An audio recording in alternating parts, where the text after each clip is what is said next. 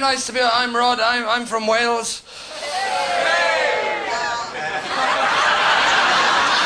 The sheep noise.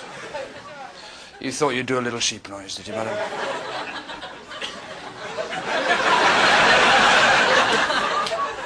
I don't care who it was. I just don't understand the thinking of people who do sheep noises. What goes through your mind? You think that guy's Welsh. He shags sheep. I will do my best to pretend to be a sheep. Two things go through my mind. Either one, you're a sheep, playing a very risky game.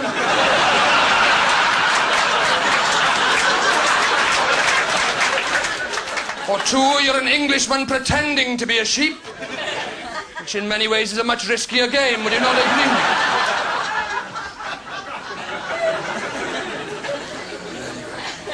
You laugh, you make your sheep noises. You have no idea, do you? Do we have any Welsh people in? Hey! No. Nobody cheers and punches the air when they're Welsh. Nobody Welsh has ever cheered and punched the air, madam, about it. I've been doing this job too long. You can't fool me. I've been doing this job 4 years. In the old days, I would come out sometimes, I would say, is there anyone from Wales? And somebody would cheer, and I would naively assume that person was, in fact, Welsh.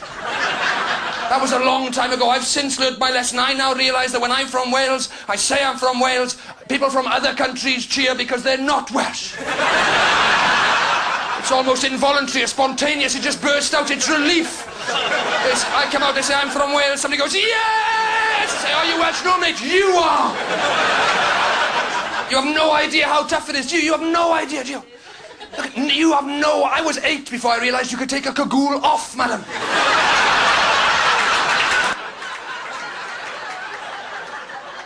Over your head. I had no idea. Did you know that? I had no idea. In the Bible, God made it rain for 40 days and 40 nights. That is still the best summer on our records, ladies and gentlemen. There was a hosepipe ban that year. I've got webbed fingers. That wasn't supposed to elicit that much laughter, to be honest. There it is. Look, there you go. Can you see that? Can you see that? Don't recoil in horror, you. It's just because I'm Welsh. We've evolved to cope with the bloody damp. It's not a big deal. This is nothing. I got friends back home who can pass for Scampi, if you're interested in that. You hold my nephew to your ear, you can hear the sea if you listen carefully. It's all right for you. You come from Australia, don't you? Paradise, isn't it? Paradise, you know, isn't it? Do you know that they're worried about climate change? People were asking me in Australia, are you worried about climate change? I'm Welsh. Bring it on. Oh, but the sea may warm up by a couple of degrees. I'm thinking, great, next summer I can go swim without a fucking hat and scarf. It'll be lovely. I've escaped from Wales now, ladies and gentlemen. I've escaped from Wales. I live here in London, you know. You know, I always wanted to escape. I never wanted to do this, though. I never thought that I'd be doing stand-up comedy here in London. I never wanted to... Nobody ever does the job they dream of doing when they're a kid, do they? Do they? Nobody, does anybody here do the job that they dreamt of as a child? No, I was looking more for the yeses, really, to be honest. And those people answering on behalf of the whole frigging audience, I know. Yet nobody does. I've only met one woman. I asked her, I said, do you do that? She said, yes. I said, what do you do? She said, I'm a midwife. I said, did you always dream of being a midwife, even when you were a little girl? She said, yes. I thought, that's hot. That is quite odd, isn't it? When I was a little boy, I'd walk down the street and I'd hold my mother's hand, you know, walk past a big building, you think, Mummy, I want to work in there on the top floor, I want to be the president of that company. You'd see a plane, you think, Mummy, I want to fly that plane. Midwife. What did that little girl look up and see? Mummy, I could pull something out of that.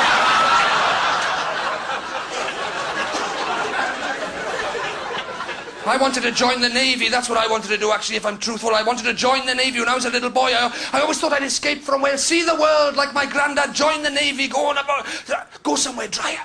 So I'd start with the sea. And I heard an advert on the radio last year. It ran and ran. It shattered my dreams. Some of you will remember this advert, right? They were trying to persuade you to become a chef in the Royal Navy, right? And it got me very confused. It put me off. I realised I could never join. It said, can you fry an egg? Can you fry? I remember the first time I ever heard that advert and I thought, no. No, I can't. Maybe the Navy's not for me. And then it said, could you fry an egg on a boat?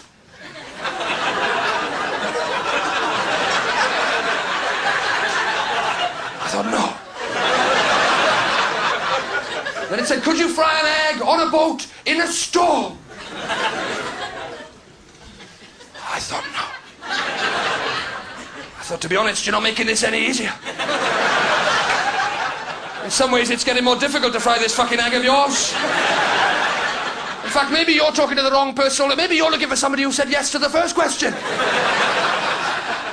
And then it got very confusing. It drove me, went nuts. He said, could you fry 200 eggs for 200 hungry sailors on a boat in a storm while you're being bombed by the enemy? And I thought, no. The answer's still no, mate. The answer's still... But then I thought it hit me at the brain. I thought, maybe I could do scrambled eggs.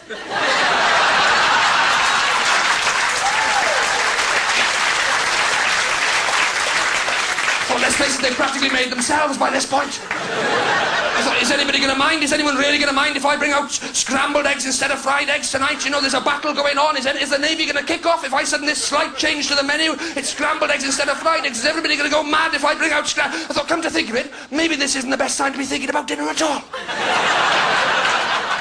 Maybe we should try and fend off the enemy first. If any of us survive, we can always get a takeaway later, can't we? If it's that important. Life's confusing, though, isn't it? Do you find life confusing, Australia? She finds life confusing, does she? Well, she's Australian, that's me. I hate Australia. You wind people up, you can't help yourselves. Right? As soon as they get off the plane, once you find out people are scared of creepy crawlies, and you're so relaxed, oh yeah, don't worry about that little fella, don't worry about that little fella, he'll just burrow into your anus and eat your brain. Yeah, don't worry. Don't worry. Oh, that over there, that'll eat you alive. But it looks like a poodle. Yes, a Tasmanian man-eating poodle, man. Yeah, that'll kill you in 10 minutes. That's a brown snake. It'll kill you in 8. That's a redback spider. It'll kill you in 6. That'll kill you in 3. That's neighbours. That we call that neighbours, mate. Yeah. Can't help yourselves. I know why you're so relaxed about it. It's because you made them up. They made them up. If you've been there, did you see anything? No. 4 months, I was there, nothing. You made them up because you live in this paradise and you don't want to share it with the people like us. You don't want to share it with the rest of them. It's like, if you've been there, it works. It's like being in an episode of Scooby-Doo. You haven't got any of these things. You've made them. You haven't got any crocodiles. You haven't got any snakes. Danny Minogue, you made her up for a start. Redback spiders, just normal spiders. You've coloured in. Admit it. Some of these things are quite scary. They're scary to me. Some of them are just nonsense, right? Nonsense. If you've been there, if you go to Queensland, they will terrify you with this thing called the box jellyfish. The box jellyfish, right? And if you question them, they've got no idea what it is. No idea what it is, because they've made it up, right? The best answer I got, I was in a bar where some woman said, don't go near the sea, mate, the box jellyfish will get you. And it is shaped like a box. And the full horror of that didn't quite hit me until she went. And then it hit me, I thought, shit, you're right, I've seen boxes, they are terrifying. I worked in a warehouse for 2 years, I still get the nightmares. Oh, it's not that it's shaped like a box, no, it lives in a box, no, it's made a box, no, it's got the head of a fish and the body of a box, no, it'll put you in a box, no, it lives in a woman's growler. You just make it up. It's all an elaborate excuse. Do you know what they do to you if you get stung by one of these box jelly? Do you know what they do? They piss on you. They piss on tourists, ladies and gentlemen. Now would be a good time for revenge, I feel.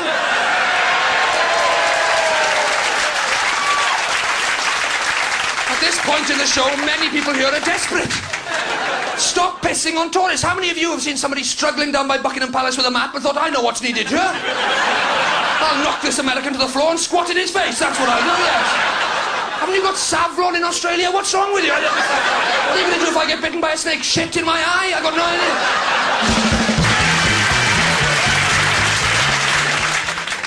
Oh, life is confusing, ladies. I've been reading the Bible for guidance recently. Has anybody else read the Bible for guidance in their life? No, but it's very confusing, isn't it? It's very confusing. Listen to this. This is from Galatians. This is the bit that stumped me. It said in Galatians, it said that the unrighteous and the unjust shall not inherit the kingdom of God. The unrighteous and the unjust. I didn't know who they were, do you?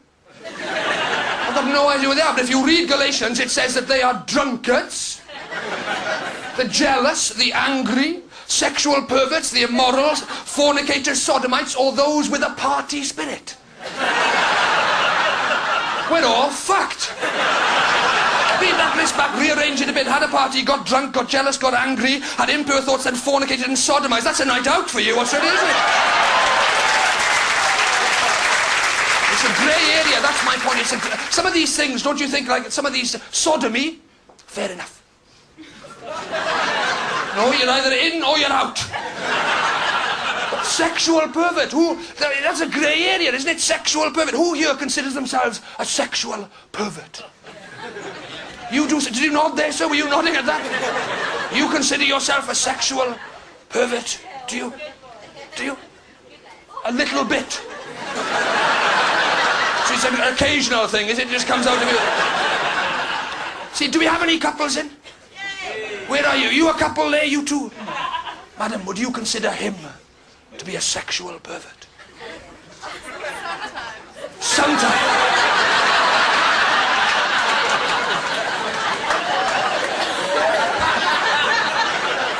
Would you like to share with us? It's a very grey area, I think. I don't know if I'm a sexual pervert or not, right? I've got no idea. I went into a sex shop at Christmas for the first time in my life. Does that make me... It was an Ann Summers. It's a lingerie shop. You see, it's a lingerie. Is it a sex shop? Is it a lingerie shop? We're not sure, right? But I was very embarrassed about it, to be fair. Just by a quick show of hands, who's been into an Ann Summers or a sex shop of any kind? Oh, you lying fuckers! There's 500 people in this room. 12 of you have been in. Let's sort this out. Who's never been in? Right. None. That's 500 people in this room, 12 of you have been in, none of you haven't, that leaves 488 undecided. It's getting a bit busy up on that fence with all of you sat up there, isn't it? Maybe you're too shy, you see. I was shy, I'm 30. So those of you who put your hand up again, who's been in? You've been in, so were you embarrassed when you went in? Yes, were you? Oh. Oh, look at you. No. Clear the shelves, into the trolley, in it goes, clear the shelves, separate trolley for dogs and horses, there they go, in they go, yeah, in it goes. I was embarrassed, 37 years old, I've never been in before. I didn't even want to go in, the only reason I went in was I had a girlfriend last Christmas who was too embarrassed. She wanted what I will call a device.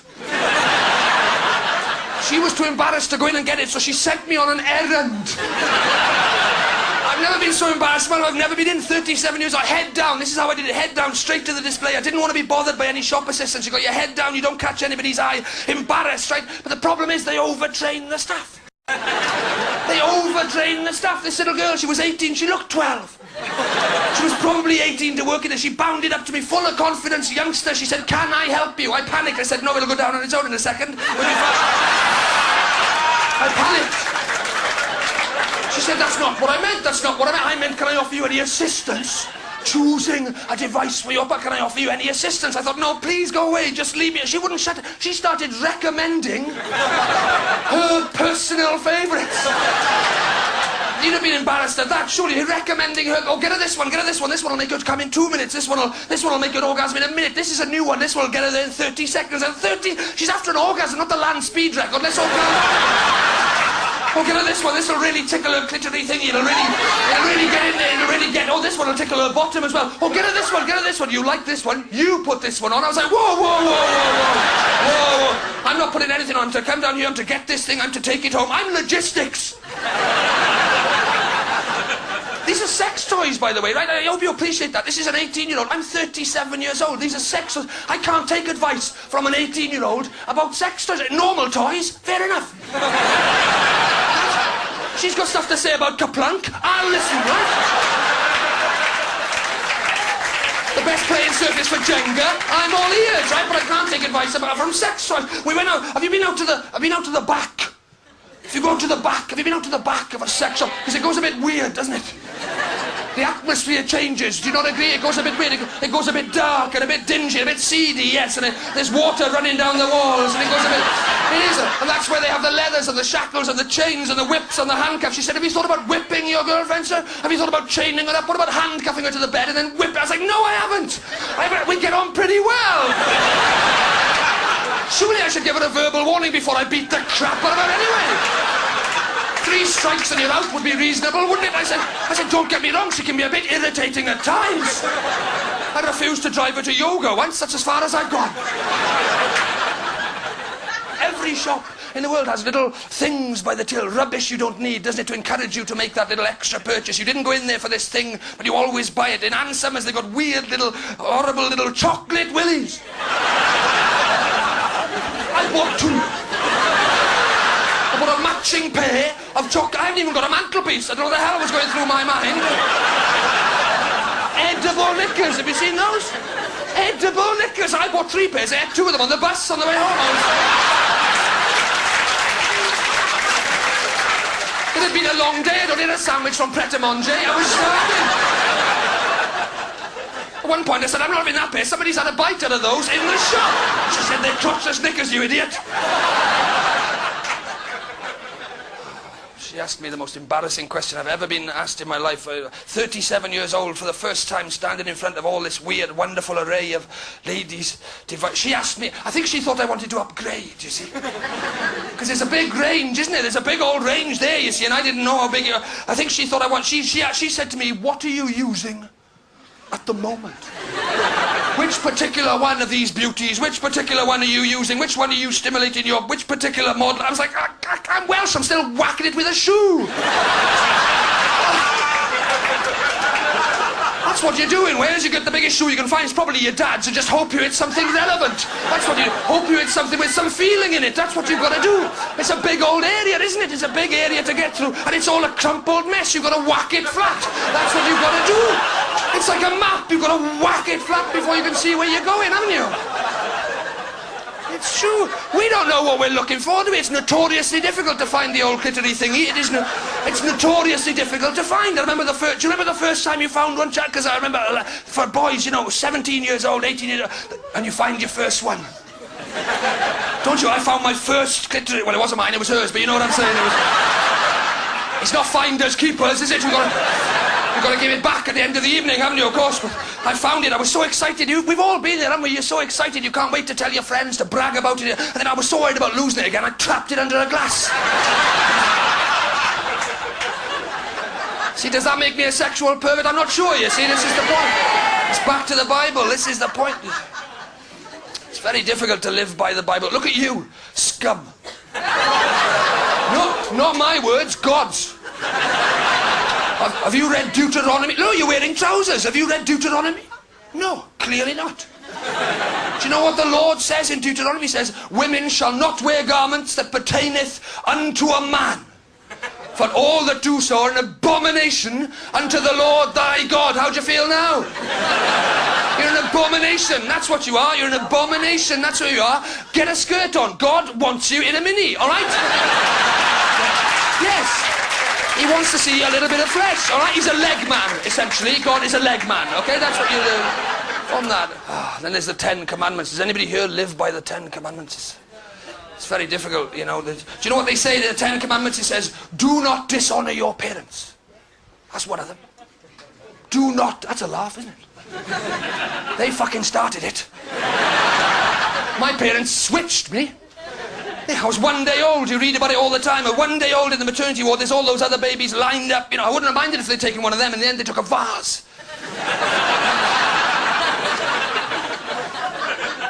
It's not funny, don't I? My mother ran off with a milkman. Yeah. Yeah. Anyway, it's not funny, is it? I'm glad you didn't laugh at that, because sometimes people laugh when I tell people that, but it's not funny. She ran off with the... I was 6 years old, you know, and off she went with the milkman, and I'm over it now, I've dealt with it, you know, but it was hard. It's hard to, you know, he just turned up on his milk float one day and off they went, and I had to watch them go. It was the worst 3 hours of my life. Stopped at every house on our street. You know, it's hard, isn't it? Living by the Bible is hard. Do you know what? I'll tell you the worst one from my point of view is that... What Bible? Did you say what Bible? You're a Welsh girl, and you want to know what Bible I'm talking about? To be honest, you're kind of illustrating my point that I was going to come on to, really. My point is, it's very difficult, if you're Welsh, to commit adultery, right? Because we've got nothing in common with the rest of the world, right? Because when because we say potato. See? Nobody else says it like that, do they?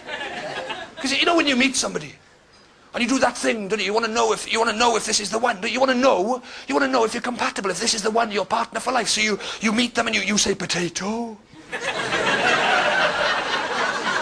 And you see how they say it, and if they say it the same way, you're meant to be together. And if you don't play thick, we all do this. Don't play thick, don't look at me dull like that. If you say potato, and if they say it the same way, you're meant to be together. And then if they say it differently, call the whole thing off, like the song says. That's what the song says, and that's the way it works, isn't it? I can't believe it, pretending this doesn't happen. This is what everybody does. You say potato, right? And the problem is that we're the only people in the world who say potato. It's true, right? Go anywhere else in the world, like Australia. Right? I met a girl in Australia, I said potato. They say potato. It's different, isn't it? It's different, right? It's different. And that's not surprising, because Australia's on the other side of the world. But even if you come closer to England, it's potato or whatever. And nobody says it like us. And that's the problem, because even the Celtic countries, do we have Scottish people here? See, you're Scottish, you see, because even I went to Edinburgh Festival and I thought, well, this maybe, there's the Celtic link, because you've got the soft lilting accent as well, haven't you? It's the same, but it's not the same. I don't know if there's any foreigners in, I don't know if you can hear, if your ear is attuned enough to pick out the difference, right? But it is different, it's subtly, because I met a girl in the Edinburgh Festival, I thought, it's not too soon. It's not too soon, let's do the test. I said, potato. And you've got that subtle, they said, Tati!